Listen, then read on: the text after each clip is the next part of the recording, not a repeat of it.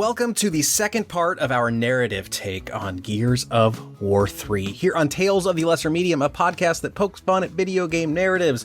I'm your narrator, Caleb J. Ross, and I'm joined by my co-host.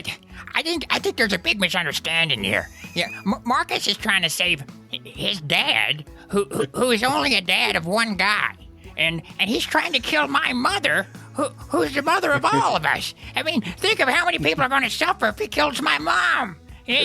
Being a grub is hard enough, and then we don't have a mom? Fuck your dad. Marcus? Yes, that was my co-host, Travis Terry, doing a wonderful impression of a grub. Thank you very much, Travis Terry. Thank you. Now, as always, we'll be talking you through our favorite video game franchise narratives, interjecting with humorous skits and commentary along the way to make you laugh and to make us try to remember where we left off last time, because it was a very awkward episode last time. We cut off right in the middle of a game. We've never done that before, all right? Never have done that. It felt like, have you ever been peeing and then you think like somebody else's kid just walked in on you and you're like,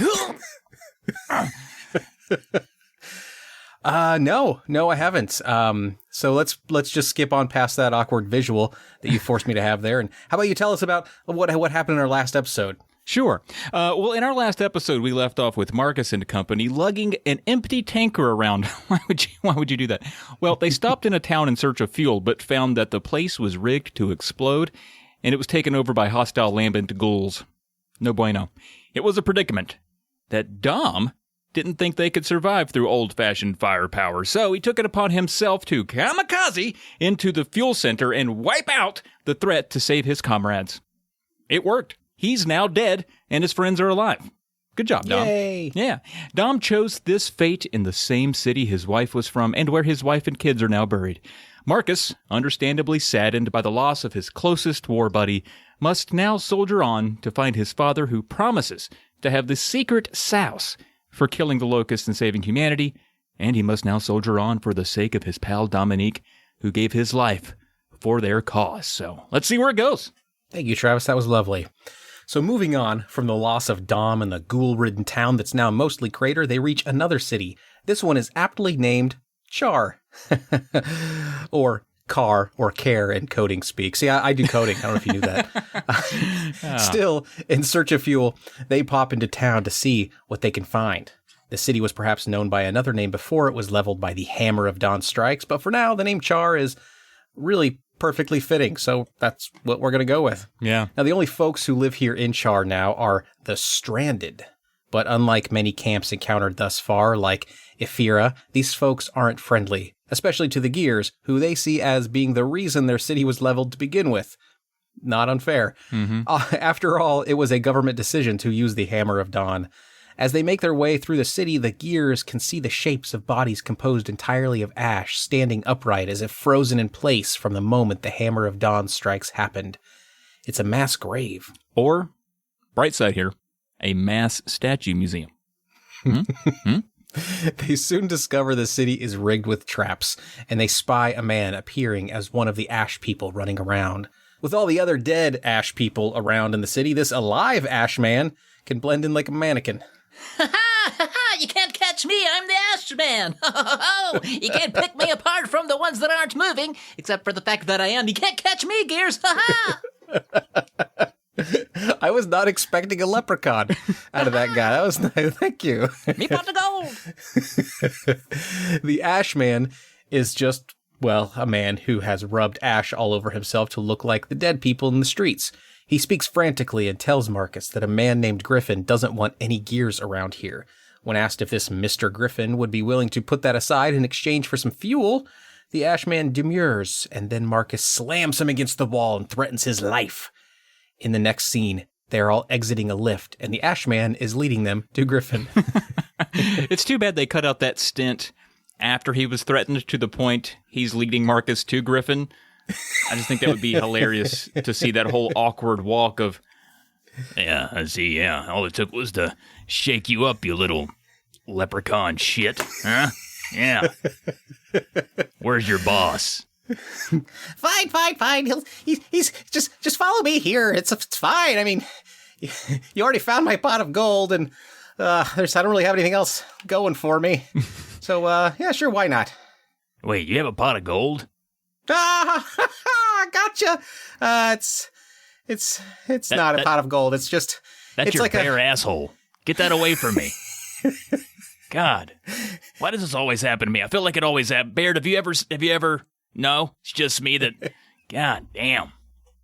Want to hold hands and skip? No.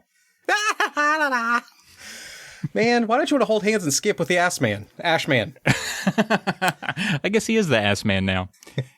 This Griffin guy is the founder and CEO of Griffin Emulsion Corporation, and he's the leader of the stranded people in the city. He's understandably upset with the government and bristles at the gears over his grudge. He points out that the ashy remains of the people outside were his workforce and family. And fun fact, Aaron Griffin is voiced by Ice-T, and through channeling some of that character, as you can imagine, completely unfazed by Marcus's threats. And listener, would you be surprised if I said that Ice-T's voice work here is not nuanced at all? It sounds exactly like Ice-T every single moment. In fact, I think he probably calls himself Ice-T at some point. Yeah. It's funny, like as soon as he starts talking, I was like, oh, that is Ice-T. Like immediately. See, I want to see Ice-T do a leprechaun voice, huh? But he can't. Yeah, I don't even want to try to do that. Yeah.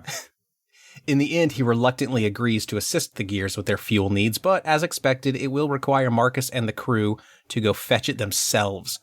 Griffin's shipment from the refinery is late and may have run into some trouble. If they get the cable car going and get the fuel shipment back, Griffin will let them keep some. It's pretty nice of him. Yeah. Marcus asks if this is a setup, and Griffin responds by remotely opening a door across the room where Dizzy is seen held captive by two of Griffin's muscle men. So, yes, then, regarding the setup? Yeah. I think saying a single syllable word yes would have been easier than strapping a dude to a wall and having a remote door and everything. Oh. Marcus really has no choice here. Well, he does. He could just leave Dizzy there. I mean, I would. Have you heard this guy? He's annoying. But Griffin gives him 1 hour to get the fuel. Hey, come on now. Griffin, come on. Come on, I'm your boy. I'll be your boy. I got a cool hat, and I got pigs back home, and you can have one for whatever purpose you desire. You want a pig? They're not mechanical pigs, unfortunately, but you can still plug one if you want. It's all bacon in the middle, baby. It's like Mama used to say. Thankfully, the refinery is in view from where they are. It just happens to be on the other side of an enormous crater left behind from when the city was ravaged by the Hammer of Dawn strikes. They eventually make it across the refinery, free the cable car from its snag, and prepare to head back when Dizzy, who was captive moments ago, radios to them that Griffin's tower is under attack by Mira's war beetle. The Gears gaze across the canyon separating them from Griffin's base to see the Queen terrorizing the tower. Marcus tells Dizzy to hold tight. Hold tight, Dizzy. Just like that, while they take a risky chance at riding the cable car back while the Queen and her war beetle are out and about searching to find and murder them. Not a smart move. Oh no, a flying, fire-breathing monster actively trying to kill us. Better hop in this rickety bucket, suspended hundreds of feet over nothing. This would have been a perfect opportunity for one of my favorite comedy compositions in any movie. And that's when the camera zooms out really far and you see something happening like very slowly or like just not like it just changes the perspective in such a way that it makes it really hilarious. And seeing a wide angle shot of this rickety bucket thing just sort of slowly chopping along the canyon toward this war beetle would have been amazing. That would have been great. Too bad this game wasn't a comedy. That should have been. Their conversation during the slow ride is such that by the middle, they are all convinced that this was a bad idea. But they argued about it for the first half, I'm sure. And it wasn't until the middle they're like, wait. They're like a squirrel that runs halfway across the street and then is like, oh, crap. Oh, it just goes all the way back. Yeah. They've convinced themselves that this was a bad idea, but they have no lever to pull that can reverse the bucket, so they just start blaming each other for their dumb idea. Of course, it's not just Mira they're worried about. This entire trip has been met with grubs of all sorts along the way. I would also consider gravity to be one of those worries, too. Yeah, good point. Once back across, they find Griffin on the roof of the tower along with Dizzy. Marcus tells Griffin he got the fuel and he's done working for him now. Griffin is indignant. He says all his people are dead now simply because Marcus showed up and brought the Queen with him. This is a valid point. But Marcus is unimpressed. Okay, Griffin, we got your goddamn fuel. We're done. You're done? They're fucking dead! My people are all dead! We survived hammer strikes, the grubs, the whole damn war, and then you show up and I lose fucking everybody! You fucking cod bastards! Everywhere you go, everything you do, it's always nothing but death, pain, and miseries! You piece of shit motherfuckers! I just lost my fucking brother, all right? You hear that? My brother! You and your tower and all this fucking emulsion can go to hell! We'll settle this shit another time, Phoenix. You can count on that, bitch. And Griffin then, he prays off to the nearby cable car and rides away. Which is how I wish to exit any disagreement henceforth. Fuck you! Now where is my cable car? Butler! Butler! Cable car! And this one still rides off very, very slowly, like slower than a walk. They're just like pacing beside him, like still arguing with him about stuff. Cut to Queen Mira, who actually seems somewhat impressed with Marcus. She says he's as persistent as his father. Ooh, she knows his father. She then muses that if his father lives, then their entire species dies. She says to her henchmen that Marcus's touching little mission ends here. Oh, she evidently means the mission where Marcus is trying to find his once believed to be dead father, which is less, quote-unquote, touching, Mira, and more just what you do if you like your dad and you want to see where he went. I'll bet you'll even do something crazy like hug him when you see him or ask him how things have been. Pathetic. Ah, man, she has no soul. Meanwhile, Marcus and company are cruising down the open highway in their freshly fueled armored truck and eventually reach the shipyard, where they set out looking for a submerged hangar. That will be where they find a submarine that they can take to the island of Azura, where Adam Fenix is supposed to be held captive. This all feels very James Bond. Are these folks trained to fly or drive any vehicle ever made? Like, if you plopped me in a submarine, I would have no idea how it turns on. Like, is there a sink and float toggle switch, or how do you... They find a submarine in the hangar, but you guessed it, it's in need of some parts before Dizzy can repair it to be seaworthy.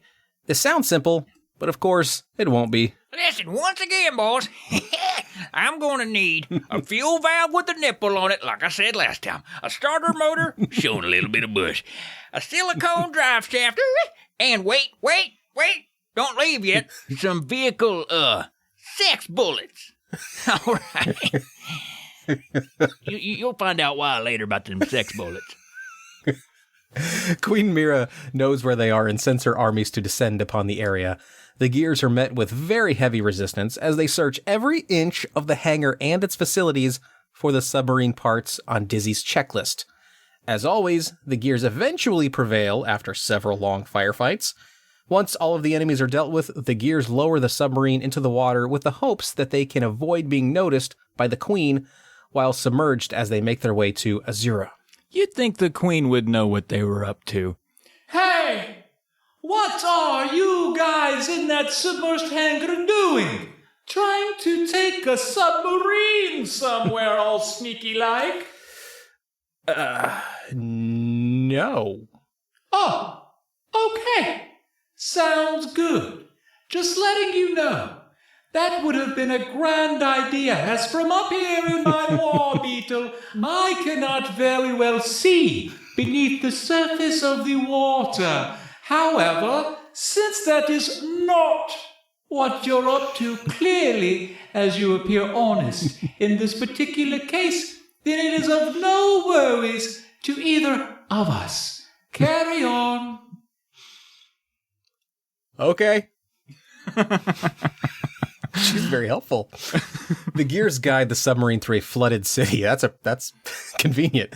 It's not long before the planet's locust wildlife appears, and they have to dodge the massive jaws of mutated sea creatures. Thankfully, the sub has some machine gun capabilities.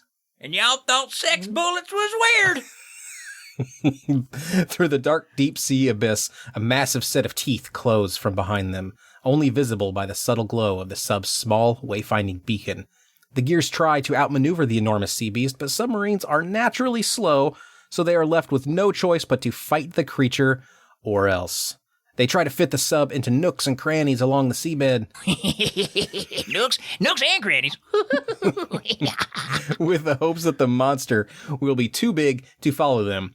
But it uses its enormous strength to move the underground rocks and debris to uncover their hidey holes. A goose, goose, goose, a goose, a goose, goose, a goose. Oh, I am redneck and horny. I am sorry, boys, but you know what? Clarity now, right? I'm okay. A powerful undersea current, which I'm assuming was as the result of this dizzy climax, then sweeps the submarine away. They no longer have control over where they are going. It occurs to them that they have reached the boundary of the man-made hurricanes that protect Azura. The giant sea beast dares not follow them this far, and soon the submarine is met with a barrage of fire from underground torpedo turrets. Yep, this is Azura, all right. Through a small underwater cave, they find an access point that leads them to the base of the island. They have survived the nautical journey, unscathed and unsunk. Yeah, I do question that little access point they just happened to run into, though. Like, is that like the Death Star hole? Like, it's just the biggest weakness? Like, we're just going to walk in this hole that's heavily defended? I don't know. I call plot horseshit. Whoa. You could have actually said plot hole and it would have made a very literal sense. But God instead, damn it. One time I tried to be clever. The one time I try to be clever, I ruin it. Well, there goes the end of that. Never try again, please. Once they breach the water surface on the other side of the tunnel, they find that most of the water surface is actually blood. I think people were expecting you to say dizzy juice, but in this case, I'll actually prefer blood. Blood and dizzy juice. Yeah. Oh, God, no. Ooh. Dead bodies bounce off the windows of the submarine. Submarines have windows now? Here, yeah. Huh. Yeah. You wouldn't think with all the pressure, but, right. You know. Right. Yeah. Different planet, different tech. What are you going to see out there? Scary shit. You're going to see scary shit. That's it. It's true. Why do you want that? Anyway, so they're bouncing off the windows of the submarine. It appears the intel on Azura was right. The Queen and her armies have taken it over. It's crawling with locusts and lousy with dead humans. Marcus, Anya, Sam, and Jace have their work cut out for them in finding Marcus's father here, much less finding him alive. Surprisingly, as Anya is using the radio to contact the rest of the unit, Adam Fenix comes over the feed. He can see them via a security camera and tells them he's locked in the laboratory of the hotel tower. He says, I need you to get me out so I can deploy the countermeasure. I'm running out of time, Marcus. Also, I'm in the laboratory and it's not for meth. Why does this hotel have a laboratory? I mean, I'm thankful. But why? Why else would you? Who's booking a stay at a Marriott to do science? Besides me, of course. Well, the term business center doesn't specify what kind of business. You can do any business you want in there. Oh, my God, really? Yeah. We next time we meet up, we'll test it out. Let's think of all sorts of business scenarios we can test out. What do you think? Right now? Well, no. Good, because I only have like 3, like drugs, blowing a guy,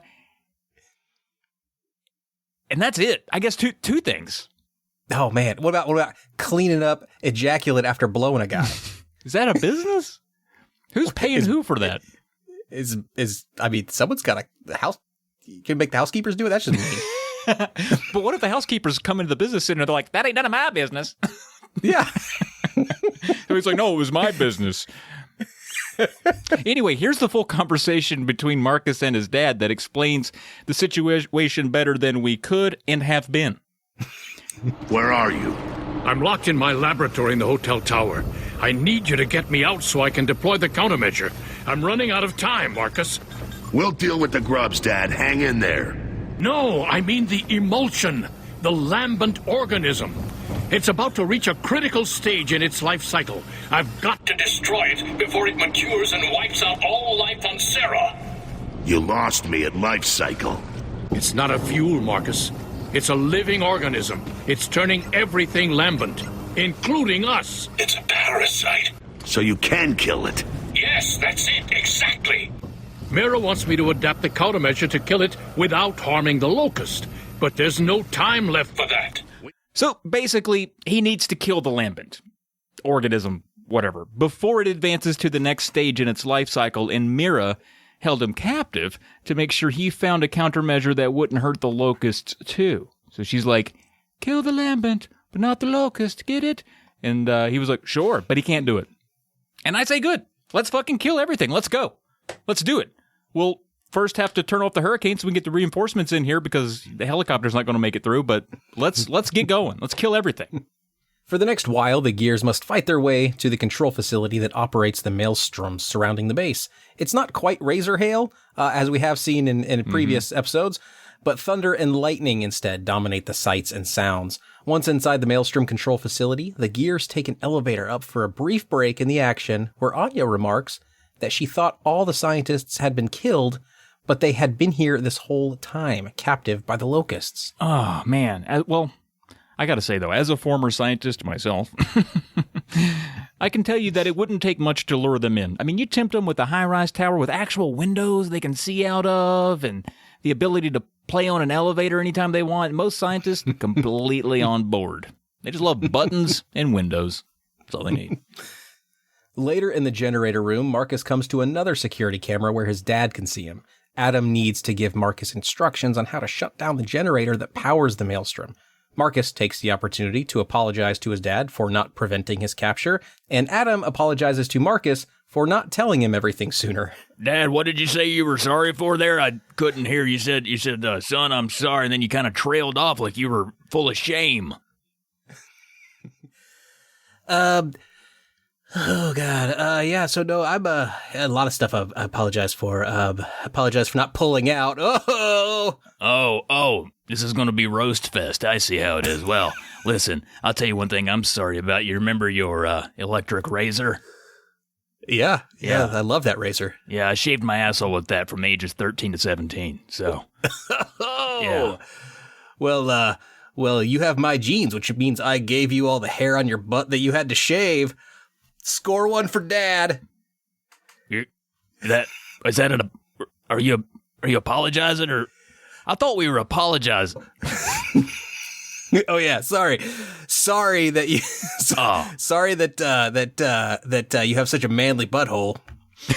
Anyway, so am I rescued now, or what's going on? I guess I'll forgive you for that one. That's a weird one, but okay. All right. Yeah. Cool. Did you shave like racing stripes in your butt hair? Like, nah, you probably looked really cool though. Yeah, it did make me faster when I sprinted, but that's not the point.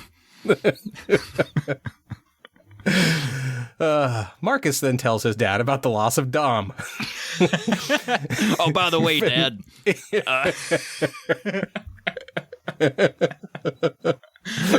Wait, son. I gotta laugh about that whole hairy butthole thing we were talking about. Let me keep laughing for a bit. Yeah, go ahead. You're gonna want to take all the time you need and then sit down when you're done. Yeah.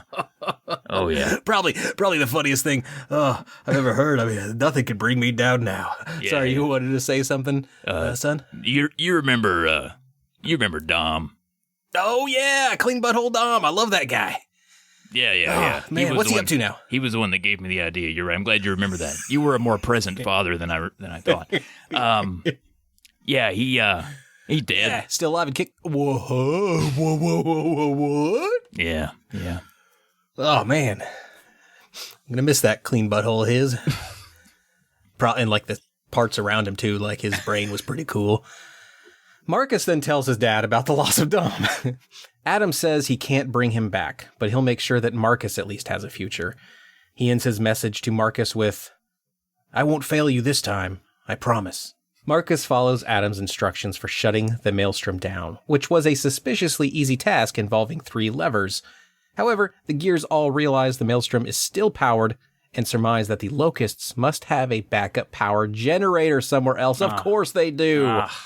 Adam is one step ahead of them, though. Instead of taking hours trying to sniff out a backup generator, Adam tells them to cut off the coolant instead. That should shut everything down, or it'll explode. And Marcus just loves the idea. And we're all left wondering why Smarty Pants Adam Fenix didn't think of that to start with, you know? So that would have saved us at least, I don't know. It would have saved me 20 minutes of watching a fucking playthrough. They still would have taken 20 minutes to to come up with that idea. A lot of equations floating around in the background. Sure. After finding the valves and turning them off, the Maelstrom generator does indeed threaten to explode, giving the Gears just 90 seconds to evacuate the facility before converting them into dog tags. They get out and the Maelstrom generator explodes, causing the stormy clouds around the island to lift and the sunny blue skies to open overhead. Cole then lands his helicopter of soldiers nearby. Marcus has to break the news to the troops exiting the chopper about Dom's demise. All right. I feel pretty good about this one. I've had a little bit of practice with Pop. Okay. All right, boy. Hey, Cole, boys, good to see you here. Good to see that helicopter touch ground. Let me tell you, every time I see a helicopter fly by, my butthole gets super duper tight. Out of fear, basically. But, let me be delicate here, boys. All eyes on me here. Sorry. Y'all remember Dom? The only Dom we knew and fought with for months. Yeah. I think so. Yeah. Okay, yeah, you're all... Clean butthole?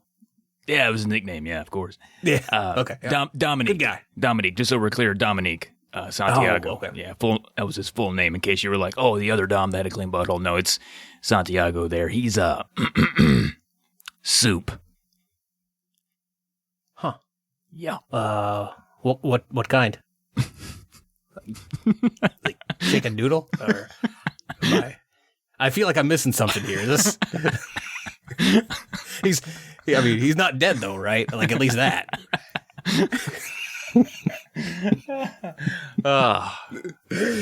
The 7 remaining Gears march back toward Azur's center, now drenched in beautiful daylight. A welcome reprieve from the unrelenting storms from earlier to rescue Adam and maybe defeat the Queen while they're at it, but mostly to save Marcus's dad so they can release that countermeasure or, whatever you do with a countermeasure. Yeah, Caleb, other than the fact that you said dad instead of daddy, when it comes to countermeasure, picture that in your head and describe what it is, because they just say it a lot in this game and no one's like really trying to drill in on what that is.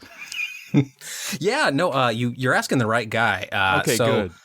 You probably don't know this about me. I grew up on a countermeasure farm. And what we would do every countermeasure harvesting season is we would go out to the area where the countermeasures are growing, preferably at the end of the growing season is when we would do this. Yeah. And we would remove the countermeasures from the ground using various countermeasure removal tools, of course, typical of the trade. Mm-hmm.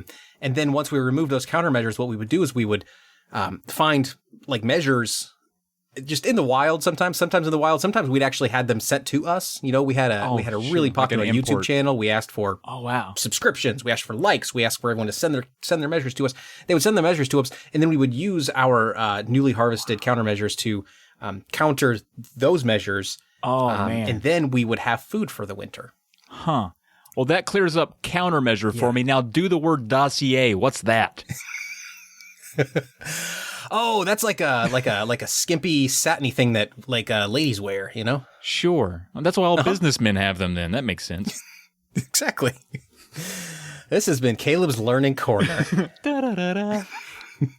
They figure they'll need a helicopter to reach Adam, who is on the top floor of a nearby tower. The problem is there are too many enemies around to make landing a chopper a safe option.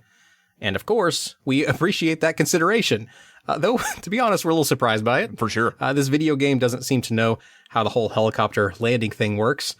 Marcus and the team work to eliminate all of the enemies in sight while simultaneously inching along on foot toward a nearby structure that has a landing area on top. Marcus is still able to chat with his father over the radio throughout the entire ordeal and updates him on how the rest of the scientists that were held at Azure are doing. And, they're not doing well. In fact, they're kind of hanging upside down from trees. They're soup, as I think you would say. Oh, man. Later on, Adam tells Marcus, I can explain about Queen Mira. And Marcus says, Daddy, it can wait.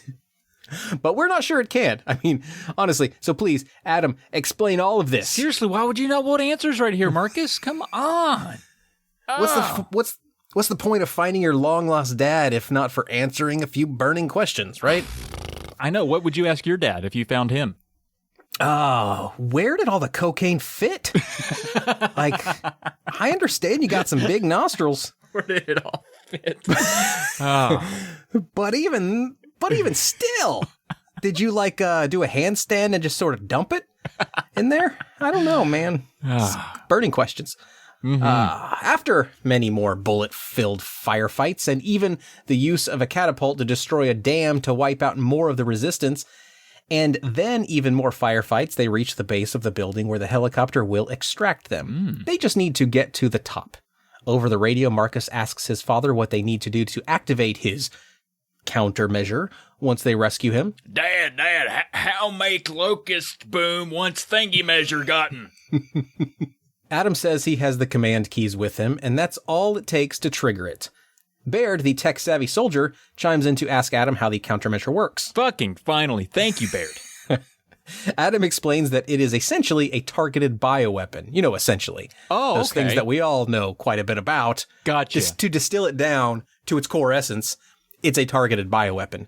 It's a neutron bomb without the blast, one that only kills Lambent cells. Unfortunately, in everyone. And if we think back to something Adam said earlier about Mira wanting the weapon to only target the Lambent, and then Adam saying he couldn't get that to work, this might insinuate that the Locusts have a fair amount of Lambent cells too, and the weapon will kill the Lambent Locusts and may do significant harm or kill a large number of the regular Locusts as well. Now, humans, which we all believe the Gears are, should survive, even though they too are infected with at least some Lambent cells. Hopefully like around the love handle area. It'd be nice just to get rid of that. You know what I mean? Yeah, I mean, this seems like a pretty straightforward argument to me. Not really, but, and Dr. Fauci thinks he had a tough time convincing people. But let's see how this goes over. Everybody should, capital should, be okay. All right, we're all on board then. Great. Capital riots should. Once at the top, they clear the area of enemies. Only then to be once again greeted by the enormous vine-like tentacles that jut up out of the ocean nearby.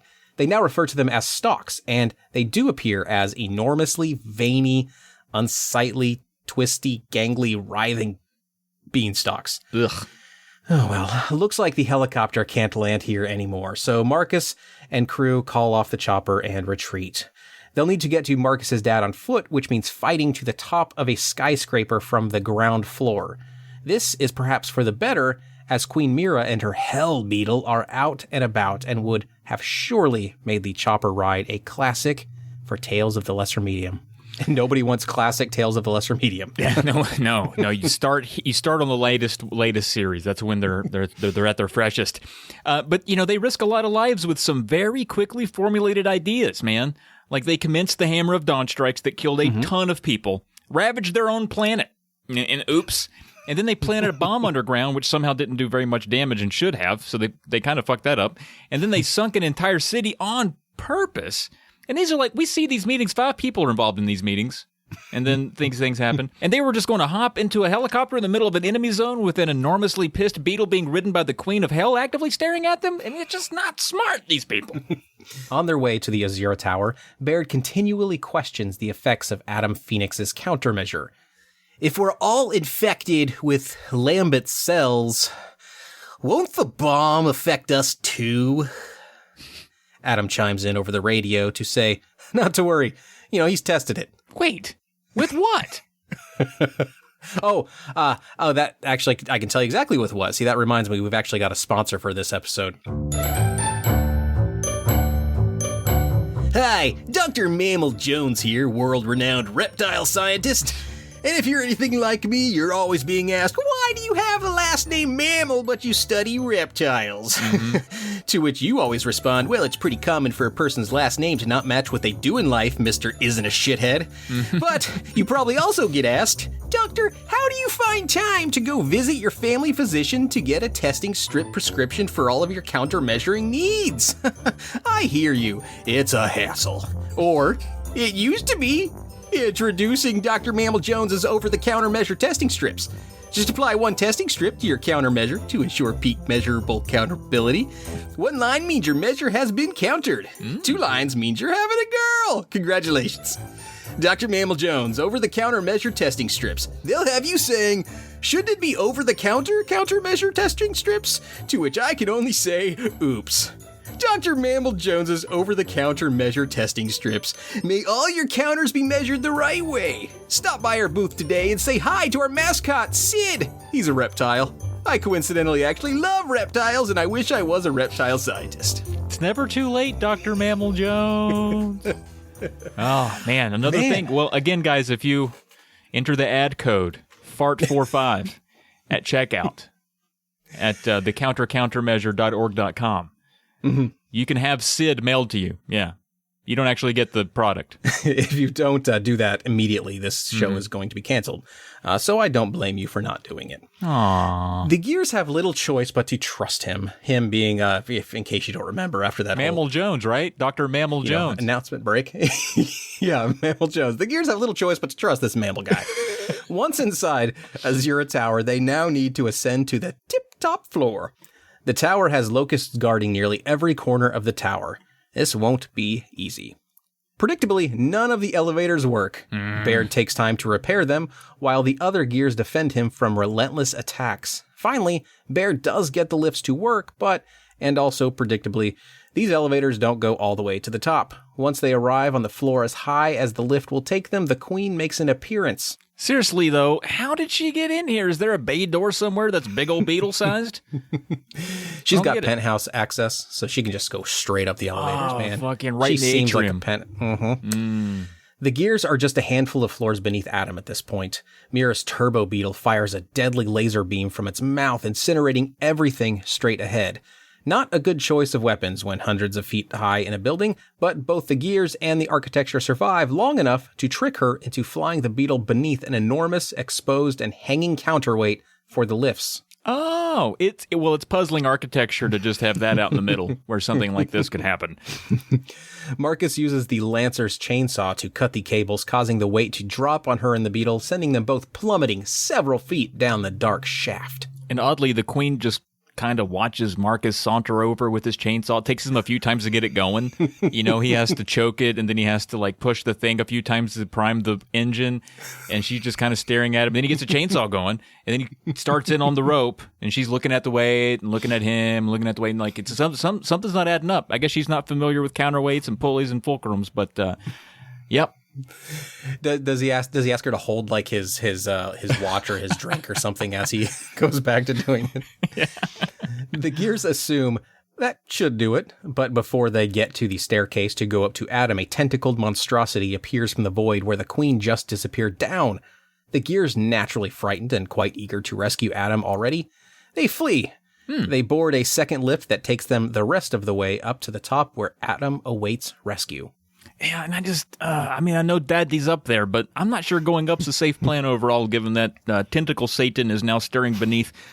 But they really need to get this countermeasure, I guess. And once all the Lambent and Locust are dead, we can take all the elevators we want anywhere we want to take them. While on the lift, Marcus updates Adam on the situation. Despite thinking his father was dead just days ago, he's awfully sarcastic with him now. Marcus, are you all right? What happened? We ran into Mira. Problem solved. We're on our way. Solved? You mean dead? That was the idea, Dad. Yeah. Oh. I see. Don't waste your sympathy. Are the grubs still outside your lab? Yes, they'll be covering the elevators, too. Find another route. There's a surface hatch in the shaft somewhere. We're looking. And of course, as Adam points out, it's not as easy as just walking in to rescue him. The door's power source isn't working, so the Gears have to find an alternative route. The alternative route does allow for some chit-chat, and thankfully, Baird poses some questions that we all have. He wants to know if Mira knew Adam prior to E-Day, and why she looks so dang human. He sarcastically tacks on, "Did she join the Locust Country Club for shits and giggles or something?" Implying that she was once a human who flirted with the Locusts to the point she became one. I mean, it's a good question, though. Outside of being held hostage by the Queen to test his cure, or whatever the fuck, that wipes out the Lambents without destroying the Locust, one does get the feeling that the Queen and Adam have a history that extends even beyond that. After a few more tussles with locusts, Marcus and crew finally break into the unassuming room where Adam is hiding. It looks like a simple office with laptops, monitors, desks, and books. Adam pokes his head up over the desk, presumably worried it might not have been the Gears who barged in. Adam and Marcus are happy to see each other again, but waste no time in getting down to business and avoid getting sentimental. Adam tells the Gears that his countermeasure, the targeted neutron bomb, won't work without his failsafe command keys. He jokes that it's the same failsafe he used for the Hammer of Dawn, calling himself an old hand at mass destruction. Oh, thanks, Dick Cheney. What other mass destruction jokes do you have? Adam then says something rather curious. He says, "If the emulsion had not reached a critical stage, I might have found a way to save the Locust as well, and they could have gone back underground." Now, why the hell would anyone want to save those foul bastards? Why, indeed. So Marcus presses him. I hope you ain't feeling sorry for the locusts. Adam says he feels responsible, not sorry. He admits that it is his fault that the locusts are here. He failed to stop the emulsion from spreading all those years ago, and it drove the locusts out of their homes and to the surface. He says he tried to persuade Mira to keep her people, quote unquote, underground, but they couldn't stay. So they decided, Hey, we're moving on up to the earth side, moving on up to the giant apartment in the sky. Oh, moving on up. Baird butts in and says, if the government knew E-Day was coming, why did no one warn them? Adam admits that only he knew. Not even Prescott knew. He says too little time is to blame for the lack of warning. Baird wants more information, but Marcus puts a stop to the conversation. They need to escape the tower. I identified with Baird so hard. Tell me answers, old fuck, or I'll dangle you out the window by your ankles. The trip out of the Ozira Tower is as deadly as the trip in was, and this time they have an unarmed Adam to protect. Once back outside, Adam begins to set up the neutron bomb device, and the Gears fend off waves of locusts bearing down on them. Carmine, our clumsy yet immortal comic relief, then shows up in a chopper and announces over the radio that the cavalry has arrived. But it's just him. You know, his pilot circles the chopper around the area while he provides support with a mounted turret. And it's a good thing, too, as we now learn that the Queen and her Hell Beetle are still alive. Man, and she is just so horny for helicopters, too.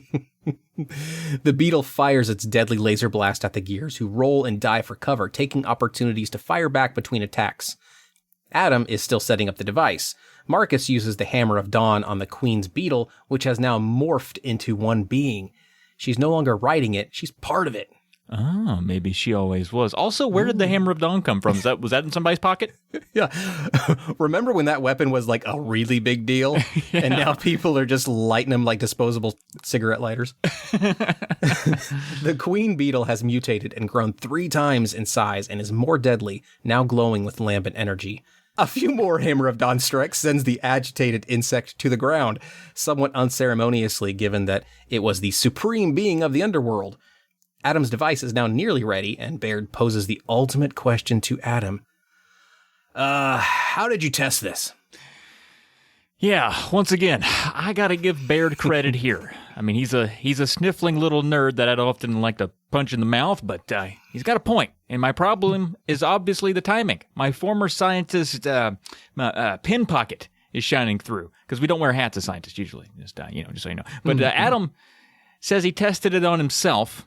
He says he injected himself with emulsion to observe the life cycle of the infected. In Marcus, he's reminded of the people in the desolate town of Mercy that had transformed into blood-hungry ghouls after exposure to emulsion. But Adam doesn't look like a ghoul. What could all this mean? Is Adam immune to the emulsion and therefore his tests are meaningless for the greater population? After all, he seems fine. Maybe he injected too little. I need more science before you push the fucking button that's going to kill everything. Whoa. It's too late now. I mean, because, the device goes off. Oh, no. Yep. Emitting a shockwave that sends every glowing lambent enemy encircling them writhing to the ground. Huh. Adam then blurts out to Marcus that he's not going to make it. He has too much emulsion in his bloodstream. Well, now you tell us. Consequently, it also sends Carmine's chopper spinning toward the ground. Oh, no. Oh, this can't be. I wish I had a radio to Marcus right now. I'd have to ask him if choppers can be lambent, too. I think my chopper's lambent. Oh, God damn it. Of all the things to be lambent, my chopper. Well, I guess I'm going to finally die. Even Carmine is using terms like finally die about himself. That's come on, Carmine. You should have more self-respect. Mm-hmm. Adam holds out his hand where the veins within are starting to protrude. He's ripped. Marcus pleads with him, telling his father he can carry him off and save him, but Adam refuses, saying it's too late. Every cell in his body is breaking down. Marcus doesn't want to lose his father again. And Adam tells him that what is happening to him is happening to every infected cell on the planet. He's happy he got to see his son again, but it's time for him to go. Marcus grabs his dad's hand. A second shockwave ripples outward, and this time Adam's body disintegrates in front of Marcus. All that's left is a pile of dust under a lab coat heaped on the ground. Marcus falls to his knees, holding the dust in his hand that used to be the hand of his father. Marcus is in disbelief for a moment, saying, "He's gone! He's gone!" over and over. Well, I mean, at least you don't have to worry about him anymore, you know? I mean, one less thing to worry about. First it was Maria, now it's like, you know, that was kind of giving me a scare there, but at least now I don't got to worry about his ass anymore. You know, I don't disagree with your train of thought here. I mean, so Marcus only recently realized that his dad wasn't dead. Mm-hmm. So, like, how is he actually really that affected by this? I mean, if anything, Marcus should consider that maybe his dad still isn't dead, and and then maybe they'll meet once again. I mean, that exact scenario literally just happened. So yeah, he could just live in denial and be like, "This dusty hand that I keep in this jar, not my daddy's." Okay, he's still out there somewhere. "Didn't you just say that was his hand?" Shut your mouth. Shut it. He could just dump a bunch of wood glue and powdered, pine sawdust and kind of mold it into a fatherish shape, with the ash. Shape. I mean, he could. I'm not saying it's a good idea. I'm just saying he could do that. I think you just named the episode. Fatherish shape. Oh, man, I'd read that memoir. It appears Adam is indeed gone, but Mira, turns out, is not.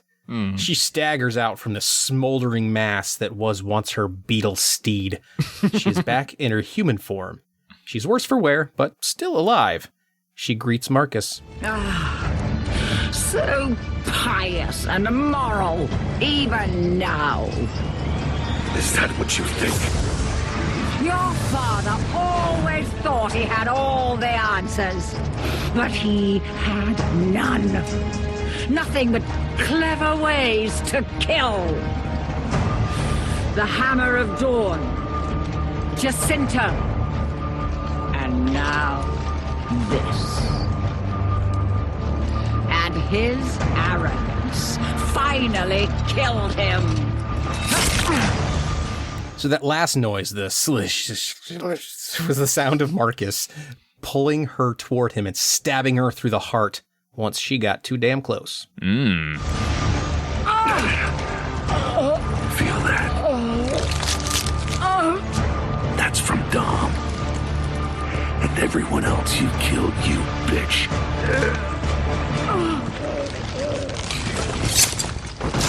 She had to know that wouldn't be smart.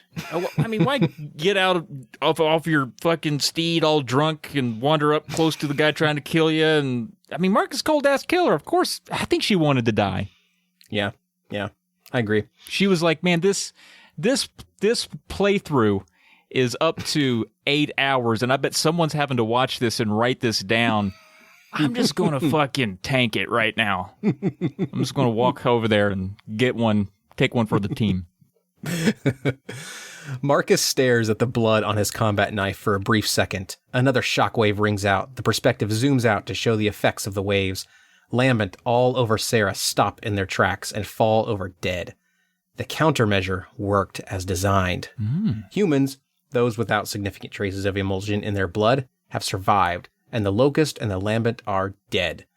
The camera then zooms in on a crashed helicopter on a sandy beach engulfed in flames.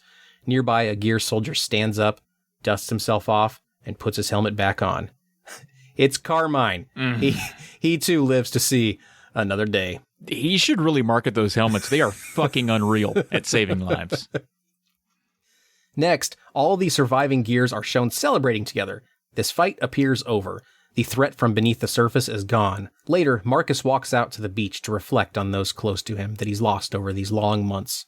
For the first time, we see he's not wearing his armor, only a muscle shirt. He's not wearing a bandana over his head. He's not even wielding a gun. Anya joins him and kneels at his side. She tells him she's here for whatever he needs. Taking his hand, she says softly to him that they finally have a tomorrow. The two embrace as the sun sets over the water. As the camera zooms out, all of the remaining Gears, Dizzy, Cole, Jace, Carmine, Baird, Sam, they all look on awkwardly at the two of them doing this. The screen goes black, and that's Gears of War 3. All right. We finally got her flying ass, although I thought she was pretty attractive. I hated to see her go, but she was doing the evils, and the evils cannot stand, goddammit.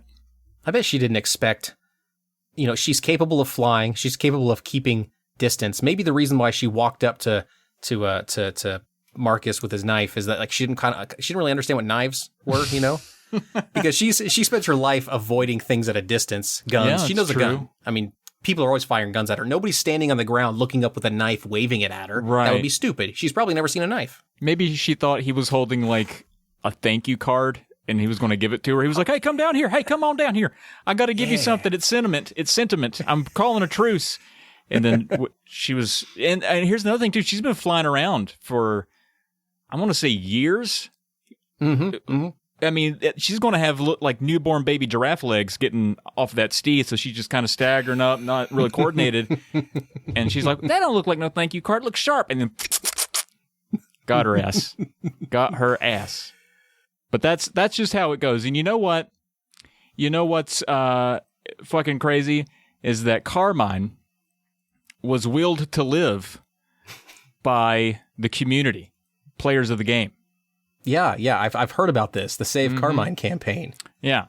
So if you remember, if you were a player of the game back in, I don't know, the late aughts, early eens, the fate of Xbox sent out this message and it said, "The fate of Carmine lies in your hands. For the first time in franchise history, Epic Games and Microsoft are giving fans the I'm changing my accent because I got really into the one I just melded into, so sorry. The chance to decide the fate of a character in Gears of War 3 by purchasing avatar gear on Xbox Live Marketplace." Like, do you remember what that was? That's crazy. This is a time capsule. Fans and gaming communities around the globe will decide the destiny of the newest Carmine brother set to appear in Gears of War 3 with all proceeds going to the Child's Play charity. Now, I find that interesting that they say that, the destiny of the newest Carmine brother, which gives it like, did several different Carmines die? And we've been dealing with different Carmines the whole time? Yeah. But when you look back, I realize in the original Gears of War, it was Anthony Carmine who met his gruesome demise after being shot through the head by a Locust sniper at the House of Sovereigns. He died early.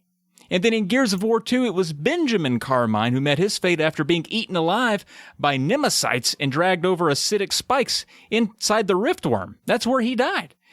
And then here at the end of Gears of War 3, it's Clayton Carmine who arrives at the Pinnacle Tower in the chopper and, survives that whole deal. So we've been dealing with 3 different Carmines this whole time. That's a lot of brothers. Are you sure their mom isn't Queen Mira?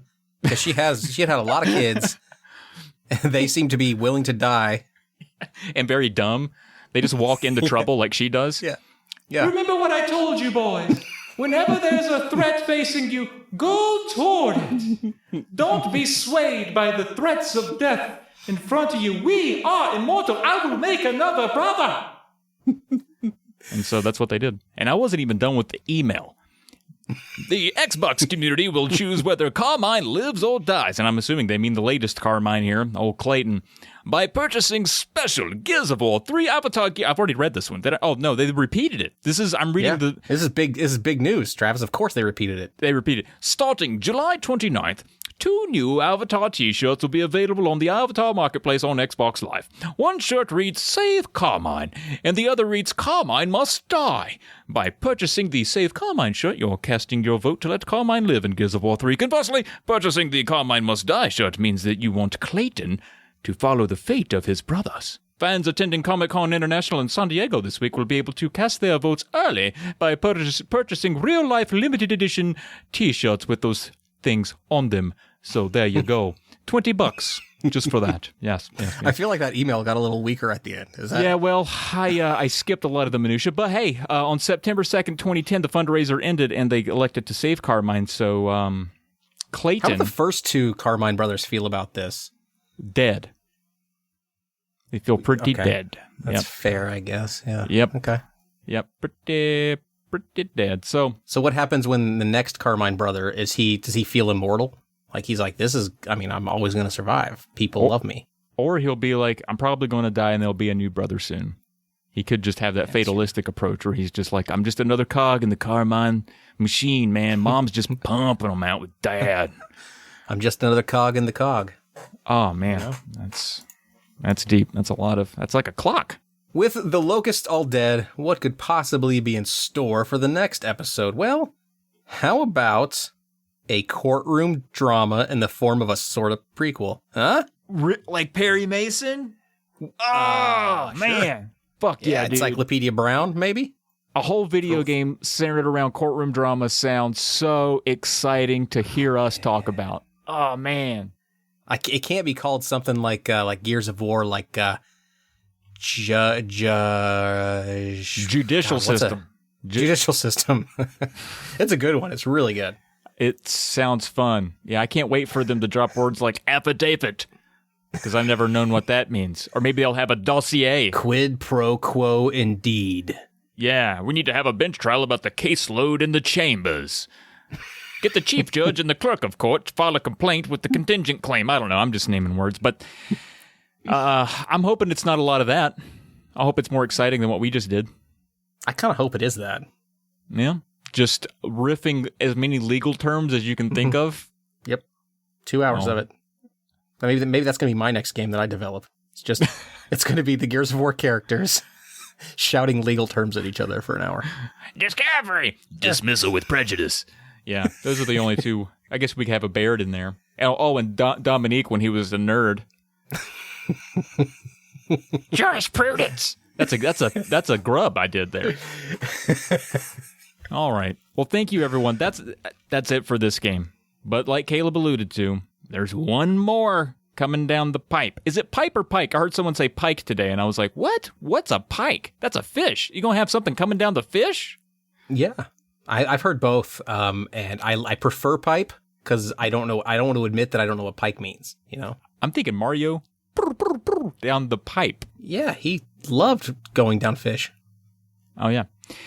Well, be sure to subscribe if you want more interesting banter where we discuss the difference between pikes and pipes, and also video game narratives. We will be releasing this season's episode 1 week apart, but you knew that already. We've been through this. You know that. You've already got them. You've seen them. But next week, we'll have Gears of War Judgment ready for you to go. So if you subscribe, you'll get it. Subscribe! And if you'd be so kind, please rate and review us. We need more reviews to read as our favorite characters. Notice I didn't say as your favorite characters, because we don't care what your favorite characters are. Just kidding.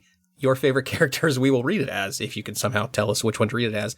I should tell you where to leave those reviews. You can do that on Apple. Apple Podcasts would be great, or anywhere else you happen to listen to podcasts. On the wall of a public bathroom, that would be great. Yeah. You can reach us on Twitter and leave us just chat with us about the episodes on Twitter. The official podcast Twitter handle is Tales Lesser. You can find me at Caleb J. Ross, and you can find Travis at Trav Plays Games. That's right. Yes, follow all of those. In fact, if you follow Tales Lesser, before the end of the year, I will send you a DM with my favorite joke ever, and you will be delighted for 10 seconds for having followed that account. So do it. Do that. And no, it's not a picture of Caleb's dick. You can also send us an angry email about anything we got wrong to polykillpodcast@gmail.com. That way we'll know to delete it. But you can also reach out with nice words too. That's always welcome. You can visit polymedianetwork.com. We got more stuff. You think this podcast is all we do? No, we got more. And the intro and outro theme by Brad Sucks. Go check out Brad Sucks. And thank you for listening. And the tale has been told.